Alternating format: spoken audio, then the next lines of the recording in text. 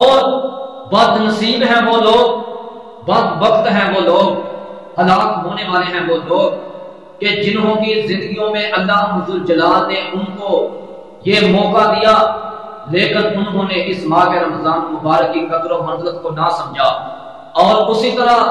گناہ کرتے جا رہے ہیں، اسی طرح اللہ کی نافرمانیاں کرتے جا رہے ہیں کہ جس طرح رمضان مبارک سے قبل 11 مہینے اپنی زندگی میں روزمرہ دن رات گناہ کرتے تھے اور ان کے دل پر اللہ ذوالجلال کا ذرا بھی خوف نہ اترا، اللہ ذوالجلال کا ذرا بھی ان کے سینوں میں ڈر نہیں پیدا ہوا، تو یہ بدبخت ہیں وہ لوگ، بد نصیب ہیں وہ لوگ کہ جو رمضان المبارک کو پا کر کے بھی اپنے گناہ نہیں بخشا سکے۔ تو حضرات دی وقار، یقیناً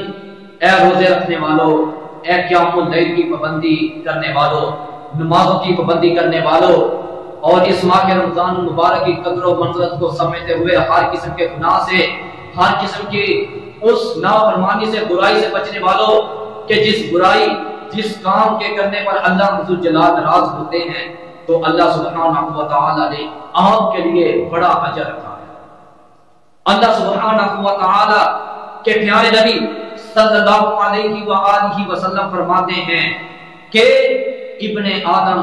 کوئی بھی نیکی کرتا ہے، اس کی نیکی کو، ایک نیکی کو بڑھا کر 10 نیکیوں کی طرح کر دیا جاتا ہے، 10 نیکیوں کو اللہ بڑھا دیتے ہیں اور 700 گنا تک ثواب دیتے ہیں۔ اور اسی طرح یہ جو روزہ رکھنا، یہ وہ عمل ہے کہ نبی اکرم صلی اللہ علیہ وسلم نے فرمایا کہ روزہ رکھنا، اس بارے میں اللہ ذوالجلال روزے دار کو یہ اعلان کرتے ہیں کہ روزہ رکھنا صرف روزے دار کا اجر میرے پاس ہے، اور یہ جو نمازیں، صدقہ خیرات، عمرہ، حج، دیگر جو نیکیاں، عبادات، اعمال ہیں، ان کا اجر اللہ ذوالجلال نے فرشتوں کو بتا دیا ہے۔ ہمارا روزے کے سوا ہر عمل، ہر نیکی کا اجر و ثواب فرشتے نوٹ کرتے ہیں، لیکن جب روزے دار کا یہ روزہ، اس کے اجر و ثواب کی باری آتی ہے تو اللہ ذوالجلال فرماتے ہیں کہ اے فرشتوں، تم اس کے اجر کو نہیں لکھ سکتے، اس کا اجر میں دوں گا، اس کا بدلہ میں دوں گا، کیونکہ روزے دار نے صرف میرے لیے روزہ رکھا، صبح سے شام تک صرف میرے لیے کھانا پینا چھوڑا، صرف میرے لیے بھوک پیاس کو برداشت کیا، صرف میرے لیے اس نے روزہ رکھتے ہوئے ایمان کی حالت کے ساتھ، مجھ سے اجر و ثواب کی نیت کے ساتھ، مجھ کو خوش کرنے کے لیے، مجھ کو راضی کرنے کے لیے، میرے قریب ہونے کے لیے اس نے روزہ رکھا، اور روزہ رکھنے کے ساتھ ساتھ یہ ہر قسم کی برائی، ہر قسم کے گناہ، ہر قسم کی میری نافرمانی سے بچتا رہا، تو آج اس کا اجر میں دوں گا۔ سبحان اللہ، کتنا اجر ہے۔ کل قیامت کا دن ہوگا، روزے دار اللہ کی عدالت میں آئیں گے، کوئی نمازیوں کا گروہ ہوگا، کوئی صدقہ خیرات کرنے والوں کی جماعت ہوگی، کوئی فلاں عمل کرنے والوں کی جماعت ہوگی، اور روزے دار جب اللہ ذوالجلال کی عدالت میں کل روزے قیامت حاضر ہوں گے تو اللہ سبحانہ و تعالی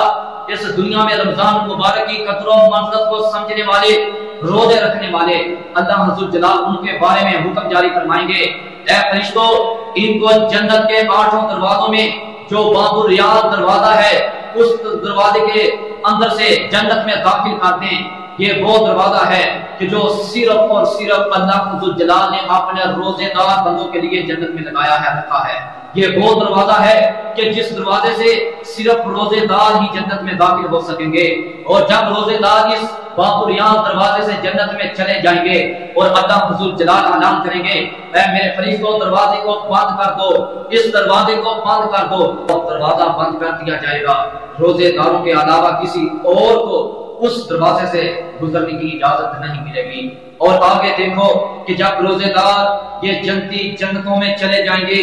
اور اللہ ذوالجلال جنت میں آئیں گے اور روزے داروں کو مخاطب کریں گے اور کہیں گے، اے روزے داروں، بتاؤ آج مجھ پر راضی ہو گئے ہو یا نہیں؟ روزے دار کہیں گے، ہاں اللہ، اے اللہ، ہم تیری جنتوں کو پا کر، اے اللہ، ہم اس جگہ آ چکے ہیں، اے اللہ، تم نے ہمیں وہ جگہ عطا فرمائی ہے کہ آج تک ہمارے خیالوں میں اتنی عظیم نعمتوں والی جگہ نہیں گزری،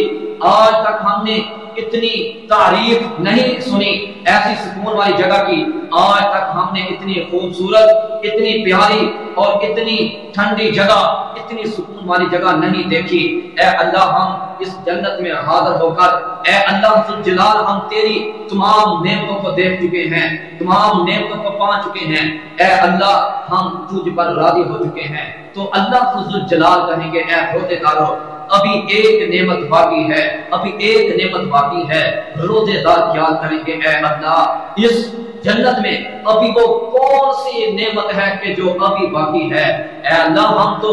ہر نعمت کو دیکھ چکے ہیں، پا چکے ہیں، اے اللہ کوئی کمی ہے ہی نہیں اس جنت میں کہ کسی چیز کی ضرورت ہو، کسی نعمت کی کمی ہو۔ اللہ سبحانہ و تعالی اپنے چہرہ سے پردے اٹھا دیں گے اور روزے داروں کو مخاطب کرتے ہوئے روزے داروں آج اپنے رب کا دیدار کرو۔ وہ کتنی خوش نصیب گھڑیاں ہوں گی، وہ کتنے خوش نصیب لوگ کہ جب اللہ ذوالجلال اپنے چہرے سے پردے ہٹا دیں گے اور روزے دار آنکھیں کھول کر اپنے رب کا دیدار کر رہے ہوں گے۔ واہ سبحان اللہ، اے اللہ ہم کو بھی ان لوگوں میں شامل کر دے کہ جن کو تو نے کل روز قیامت جنتوں میں اپنا دیدار نصیب فرمانا ہے۔ اور جب کل قیامت کا دن ہوگا اللہ کی عدالتوں میں بڑے بڑے ظالم لوگ پکڑے جائیں گے، بڑے بڑے لوگوں کو تنگ کرنے والے، بڑے بڑے بے نمازی، بڑے بڑے رب کے باغی اور بڑے بڑے بدماش، ایسے کئی لوگ اللہ کے نام فرمان کے جو کل روز قیامت کے دن بڑے بڑے ولی اور بڑے بڑے بدبخت کے جو حاضر ہوں گے۔ اور وہ کیسا دن ہوگا، وہ کیسا گرمی کا دن ہوگا کہ باپ سگے بیٹوں کا ساتھ دینے سے انکار کر دے گا، ماں اپنے بیٹوں کو چھوڑ دے گی، بیٹے اپنی ماں کو چھوڑ دیں گے، بیٹے اپنے ابو جی کو چھوڑ دیں گے۔ وہ کون سا دن ہے، وہ کیسا دن ہوگا؟ تمام رشتے ٹوٹ جائیں گے، ہر کسی کو اپنی پڑ جائے گی اور اس دن کوئی ساتھی نہیں ہوگا۔ تو دیکھیں اللہ فضل جلال کا اجر عظیم کہ یہ جو روزہ عمل ہے کہ جو کیا اس رمضان مبارک کو پا کر جو خوش نصیب لوگ روزے رکھ رہے ہیں اور رات کو قیام اللیل میں اللہ کا قرآن سن رہے ہیں اور اس قرآن کو کثرت کے ساتھ زیادہ سے زیادہ پڑھ رہے ہیں، اور یہ سلف صالحین کا بھی یہ طرز عمل تھا، ان کا یہ طریقہ تھا کہ جب رمضان آتا وہ تمام اپنی چیزوں کو چھوڑ دیتے،